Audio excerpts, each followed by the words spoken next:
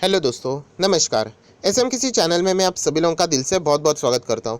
दोस्तों, इस वीडियो में हम लोग बात करने वाले हैं कुछ ऐसे शेयर्स जो कि पॉपुलर है बट इतने ज़्यादा रिटर्न्स कमा के नहीं दे रहे। एंड आप सभी लोगों को पता है, देखिए निफ्टी 50 के स्टॉक्स बहुत अच्छे होते हैं बट ज़रूरी नहीं है कि निफ्टी 50 का हर एक स्टॉक अच्छा है। उसी के बारे में हम लोग यहाँ पे बात करने हैं। देखिए, मैं ये नहीं कह रहा हूँ कि कंपनी डूब जाएगी, खराब हो जाएगी, ऐसा बिल्कुल भी नहीं है। बट मार्केट में हम लोग क्या करते हैं, हम स्टॉक मार्केट वाले हैं, इक्विटी में निवेश करते हैं। मतलब हमारा रिस्क इतना ज़्यादा है तो हम लोग रिटर्न भी एक्सपेक्ट करेंगे ना।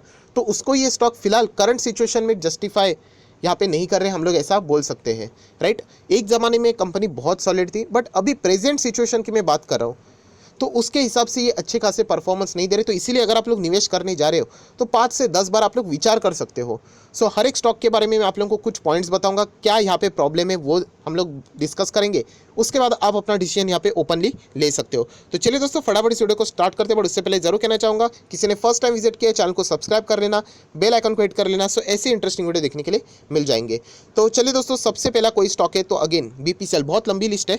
तो बीपीसीएल भी कौन सा है, ये निफ्टी 50 का ही स्टॉक है। मैं ये नहीं कह रहा हूँ कि बीपीसीएल कल डूब जाएगा, जीरो हो जाएगा, ऐसा बिल्कुल नहीं, ये बेवकूफ़ी वाली बात है। ये रहेगा ज़रूर बट आपका जो नज़रिया है कि मुझे रिटर्न सॉलिड चाहिए, वो यहाँ पे आप लोगों को बहुत स्लो मिलेगा। पर जैसे मैंने कहा, जब भी मैं स्टार लगाता हूँ कंडीशंस अप्लाई हो जाते हैं। अगर इसका प्राइवेटाइजेशन हो जाता है प्रॉपरली, डाइवेस्टमेंट की जो हम लोग बात कर रहे हैं, बहुत सारे लोग बोलते हैं सर डिसइन्वेस्टमेंट है, उसको डाइवेस्टमेंट भी बोलते हैं। डिसइन्वेस्टमेंट हो या फिर डाइवेस्टमेंट हो या फिर प्राइवेटाइजेशन की अगर हम लोग बात करें, अगर ये सफल होता है तब हम लोगों को बीपीसीएल में जंप देखने को मिल सकती है। पर ये चीज़ें हम लोगों को पिछले 1 साल से पोस्टपोन होती हुई देखने को मिल रही है।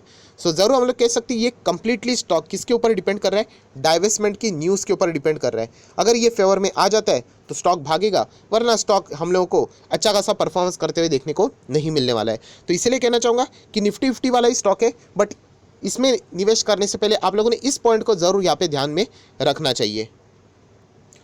और दोस्तों, इसी के चलते मैं आपको दिखाऊंगा 377 वाला स्टॉक है। 1 साल का परफॉर्मेंस देख लेना। ये देखिए, कंपनी अभी तक जो 500 का लेवल थी वहाँ तक हम लोग को आते हुए देखने को नहीं मिल रही। एंड फिलहाल चल रही 377, जब मार्केट 14,000 को टच करने के यहाँ नज़दीक पहुँच चुका है। मतलब ये स्टॉक रैली ला ही नहीं रहा है ना मार्केट में। निफ्टी 50 का है, मतलब वेटेज तो है निफ्टी में इसका, तो बिल्कुल भी ये कंट्रीब्यूट नहीं कर रहा है। इनफैक्ट ये निफ्टी को प्रेशराइज कर रहा है। ज़रूर आप लोग विचार कर सकते हो। एंड ये देखिए, ये जो 500 के भी टच किया था ना, ये इसी न्यूज़ के ऊपर टच किया था कि इसका डाइवेस्टमेंट होने वाला है and by the end of 31 मार्च 2020 होने वाला है। पर बाद में वो कोविड की इश्यूज शुरू हो गए, लॉकडाउन हो गया एंड ये पोस्टपोन होते हुए हम लोग को देखने को मिल रहा है। नंबर 1 ये स्टॉक है। अगर आप निवेश कर रहे हो तो इस पॉइंट को ज़रूर ध्यान में रखना। देखिए, फंडामेंटली सब कुछ ठीक है, कोई दिक्कत वाली बात नहीं है, गवर्नमेंट बैकिंग है, सब कुछ ठीक है। बट ये पॉइंट आपको ध्यान में रहना चाहिए, जितना ये डाइवेस्टमेंट पोस्टपोन होगा, बाद में होगा, उतना ये स्टॉक में हम लोग को निराशा देखने को मिलने वाली है। नंबर 1 ये निफ्टी 50 का स्टॉक है। देन सिप्ला, अभी बहुत सारे लोगों के तो मतलब बोलते हैं ना, चेहरे के ऊपर क्वेश्चन मार्क आएंगे, सर आप सिप्ला की बात करें। मैं अपने हिसाब से बात कर रहा हूँ। देखिए, ये स्टॉक खराब नहीं है। सिप्ला की अगर मैं बात करूँ, 1 साल में अगर आप देखोगे तो गजब का ये भागा है। बट ये कौन सा स्टॉक है, फार्मा का है। कौन सी फार्मा कंपनी नहीं भागी, सारे A to Z pharma companies भागे हैं। अगर आप 5 साल का रिटर्न देखोगे तो ये देखिए दोस्तों, 5 साल में ये कंपनी बिफोर कोविड, आप ये परफेक्ट वर्ड रहेगा, प्री कोविड जब इसका परफॉर्मेंस था दोस्तों, ये 37.80% नेगेटिव चल रहा था। कहाँ से, 1 जनवरी 2016 से लेके 27 मार्च 2020 तक 37%। 2016 से 20 की मैं बात कर रहा हूँ, मतलब 4 साल, 4 भी नहीं, उससे भी ज़्यादा टाइम, लगभग 4.25 साल की बात आप ऐसे भी बोल सकते हो। ये इतना नीचे जा रहा है। अभी बाद में बोलते हैं ना, पूरा पासा पलट गया, कंडीशन इनके ही फेवर में आ गई, कोविड जैसी सिचुएशन आ गई एंड फार्मा कंपनीज धूम मचाते हुए हम लोग को देखने को मिले हैं।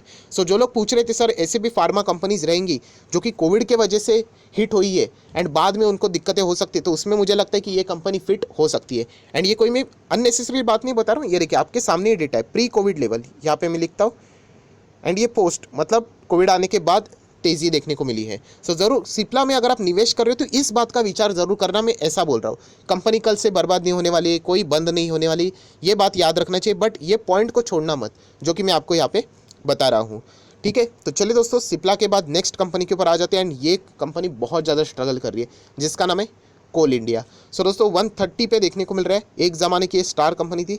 5 साल की अगर मैं बात करूँ तो 5 साल लगातार हम लोग को ये नीचे जाते हुए देखने को मिल रही है। देखिए किस तरीके से नीचे जा रही है, देखिए बहुत ही प्रेशराइज होते हुए देखने को मिल रही है। 300 रुपये भी थी 5 साल, मतलब आप देख सकते हैं यहाँ पे चेकआउट करके 334 1 जनवरी 2016 की बात कर रहा हूँ।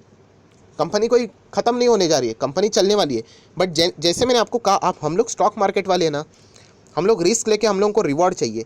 तो ये अगर मैं बात करूँ यहाँ पे रिस्क लेके रिवॉर्ड क्या, हम लोगों को अपना कैपिटल ही वापस नहीं मिल रहा है। पुराने ज़माने की बात अलग है, मैं अभी की प्रेजेंट सिचुएशन की बात कर रहा हूँ। तो ये चीज़ें आप लोगों ने ज़रूर यहाँ पे निवेश करने से पहले सोच लेना चाहिए, ऐसा मुझे लगता है।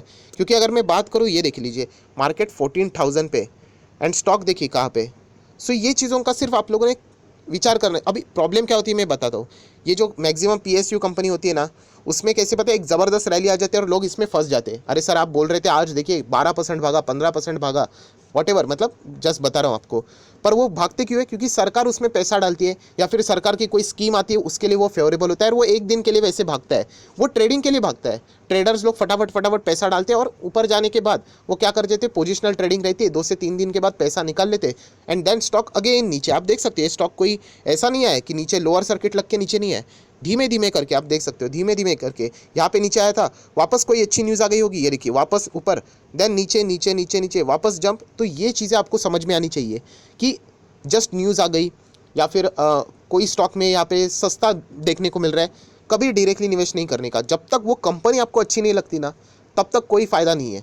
आपको कैसे, मतलब मैं बात करूँ कि अगर आपको आईफोन फॉर एग्जांपल अगर सस्ते दाम में मिल रहा है, तो बहुत सारे लोग क्या करते हैं, ज़रूर जाते हैं कि नहीं, क्योंकि कंपनी, मतलब मैक्सिमम लोगों को पता है कि ठीक है फ़ोन प्राइसिंग बहुत हाई रहती है, बट इतना पता है लोगों को कि अच्छा परफॉर्मेंस देता है।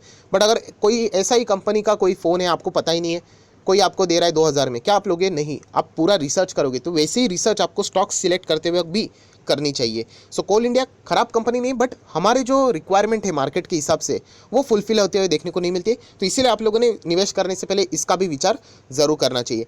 देन गेल इंडिया भी कंपनी खराब नहीं है, बोनस कितनी बार दिया है कंपनी ने। बट अभी की सिचुएशन की मैं बात करूँ तो हम लोग कह सकते हैं, ये देखिए गिरावट हम लोग को 5 साल की बात करें तो अभी भी ये कंपनी यहाँ पे है, जबकि वो एटलीस्ट यहाँ पे तो होनी चाहिए, यहाँ पे होनी चाहिए, बिल्कुल नहीं। और इनके कॉम्पिटिटर जो गेल जो बिजनेस करता है, उनके कॉम्पिटिटर तो हायर लेवल पे चल रहे हैं। एंड प्लस गेल इंडिया यहाँ पे शायद से निफ्टी 50 से भी बाहर होने के चांसेस, इसका नाम सामने आ रहा है। इडलवाइज सिक्योरिटीज़ ने भी बीच में बोला कि गेल इंडिया बाहर जा सकता है, टाटा कंज्यूमर प्रोडक्ट शायद से एंटर हो सकता है। सो ज़रूर इसके ऊपर अभी एक खतरे की भी घंटी है, हम लोग ऐसा कह सकते हैं। सो इस बात की भी आप लोगों ने ज़रूर यहाँ पे विचार करना चाहिए कि ये देखिए कंपनी अभी तक अच्छा खासा रिटर्न नहीं दे। जिन लोगों ने यहाँ पे निवेश किया है वो आज तक यहाँ पे इंतज़ार कर रहे, मतलब मार्केट 14,000। अभी मुझे बताइए कि कभी तो मार्केट गिरेगा, और गिरेगा तो अच्छा करेक्शन के साथ गिरेगा। तो उसके बाद आपको लगता है क्या इसमें इतनी ताकत है कि ये मार्केट के प्रभाव के अपोजिट जाके, अपोजिट डायरेक्शन में जाके रिटर्न्स दे पाए? तो नहीं, यहाँ पे इनफैक्ट और सेलिंग आएगी। सो यही चीज़ है दोस्तों जो कि मैं आपको बताने की कोशिश कर रहा हूँ कि अच्छे स्टॉक के साथ रहोगे तो अच्छा रिटर्न कमा पाओगे। ये कंपनी खराब नहीं है, बट फिलहाल की सिचुएशन के हिसाब से हमारी रिक्वायरमेंट को ये फुलफिल नहीं करती है। उसी के साथ साथ ग्रेसिम, आदित्य बिरला कैपिटल, बहुत मतलब आदित्य बिरला ग्रुप से जुड़ी हुई कंपनी है, बहुत शानदार कंपनी है। बट अभी हम लोग कह सकते हैं कि कोविड की वजह से बहुत ही ये पीरियड में अच्छा खासा इसने परफॉर्मेंस दिया है। बट ये भी कंपनी एक ज़माने में हम लोग को अभी भी, मतलब मैं आपको दिखा दूँ तो बहुत ही स्लो, ये देखिए, मतलब एक ज़माने यहाँ पे 1000 के भी ऊपर था, 1100-1200 का रेंज था। आज भी अगर हम लोग देखें तो 800-900 के जोन में है, मतलब 14,000 आ जाने के बावजूद। सो मैं ये नहीं कह रहा हूँ कि इतने ही कंपनीज अवेलेबल है, आपको अलग अलग ऑल्टरनेटिव्स ढेरों सारे मिल जाएंगे। सो जो कंपनीज मार्केट के साथ चल रही है, मतलब मार्केट 14,000 के करीब है, सो मैक्सिमम कंपनी अपने हाई के करीब तो होना ही चाहिए। ऐसे कंपनीज को आप लोगों ने पिक करना चाहिए, ऐसा मुझे लगता है, बाकी आपकी मर्जी। देन अगर हम लोग बात करें एनटीपीसी, बहुत सारे रिटेल इन्वेस्टर का फेवरेट स्टॉक है। कंपनी खराब है? बिल्कुल भी नहीं, कंपनी अच्छी है, कंपनी परफॉर्मेंस अच्छी करती है।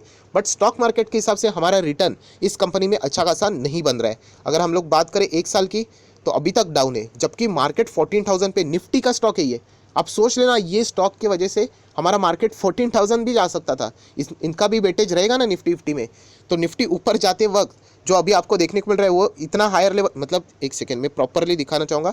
निफ्टी यहाँ तक हो सकता था, बट निफ्टी यहाँ पे, क्योंकि कुछ स्टॉक्स ऐसे हैं जो कि निफ्टी को यहाँ पे प्रेशराइज कर रहे हैं, और वो हर वक्त रहेगा ही, तो उसमें ये भी स्टॉक आता है। अगर मैं इसका 5 साल का चार्ट पैटर्न दिखा दूँ, ये देखिए 5 साल में भी ये कंपनी स्ट्रगल कर रही है। सो ज़रूर आप लोगों ने ये विचार करना चाहिए, इमोशनल होके डिसीजन नहीं लिए जाते, प्रैक्टिकल रह के आप लोगों ने डिसीजन लेना चाहिए। अगर आपको फिर भी अच्छा लगता है, डेफिनेटली आप लोग जा सकते हो, बट ब्लाइंडली निवेश नहीं करना है कि सस्ता मिल रहा है तो चलो एंटर कर लेते हैं, ऐसा बिल्कुल भी नहीं करना है, वरना आप फंस सकते हो, राइट।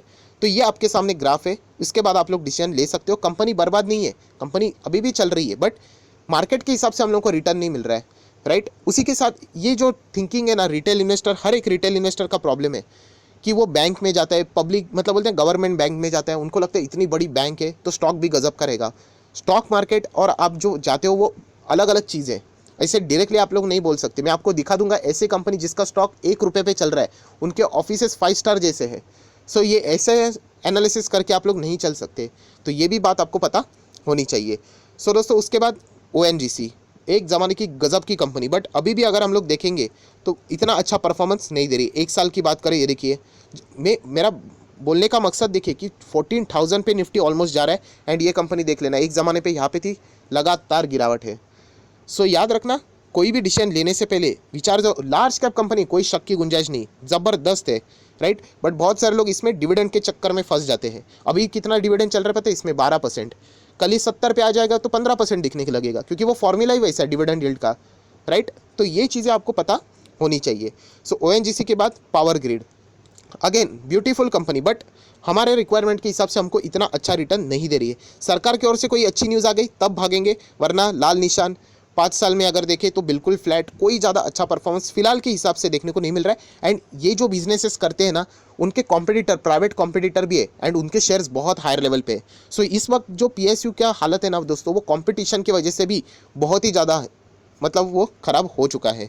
सो दोस्तों जितने भी स्टॉक्स मैंने आपको यहाँ पे दिखा दिए, वो मेरा बताने का मकसद एक ही था कि हमारा रिक्वायरमेंट स्टॉक मार्केट का रिटर्न के लिए, क्योंकि हम लोग रिस्क लेके चलते हैं, राइट। जैसे मैंने अभी भी शुरुआत में बता दिया कि कल 9:15 बजे हम लोगों को नहीं पता हमारा पोर्टफोलियो ग्रीन रहेगा, सुपर ग्रीन रहेगा, या फिर वापस रेड पे आएगा, क्योंकि रिस्क रहता है बाजार में।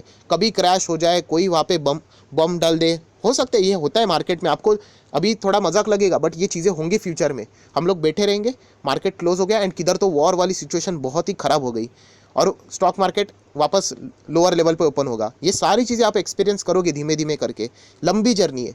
सो इसके मुताबिक जैसे मैंने बताया कि हम लोग रिस्क लेके चलते हैं, तो हम लोग रिवॉर्ड भी एक्सपेक्ट करते हैं कि नहीं, तो उसके मुताबिक ये स्टॉक बहुत ही स्लो चलने वाले लगते हैं, ख़राब नहीं है, ये आपको पता होना चाहिए। सर LNT, उसी के साथ साथ ITC, अल्ट्राटेक सीमेंट, दोस्तों ये कंपनी ख़राब नहीं है, अगेन कहना चाहूँगा, बट यहाँ पे अपॉर्चुनिटी अभी भी मुझे नज़र आती है। LNT की बात करें, ITC एंड UTC मतलब अल्ट्राटेक सीमेंट, ये 3 कंपनीज भी स्लो चलती है, बट यहाँ पे उम्मीद है, जैसे मैंने अभी भी कहा है, ये कभी तो गजब का तेज़ी दिखाएगा। अभी LNT तो अभी फिलहाल दिखा रहा है, ITC भी दिखाएगा, थोड़ा वक्त ले रहा है, एंड अल्ट्राटेक सीमेंट ने भी अच्छा खासा तेज़ी दिखा दिया है। सो ये कहना चाहूँगा। तो आया आशा करता हूँ दोस्तों मेन पॉइंट आपको समझ में आएगा, तो जरूर इस वीडियो को लाइक एंड शेयर कर देना, तो बाकी लोगों को भी समझ में आ जाएगा। So that's it, thank you very much दोस्तों, we will be meeting earning studio, तब तक के लिए बाय बाय।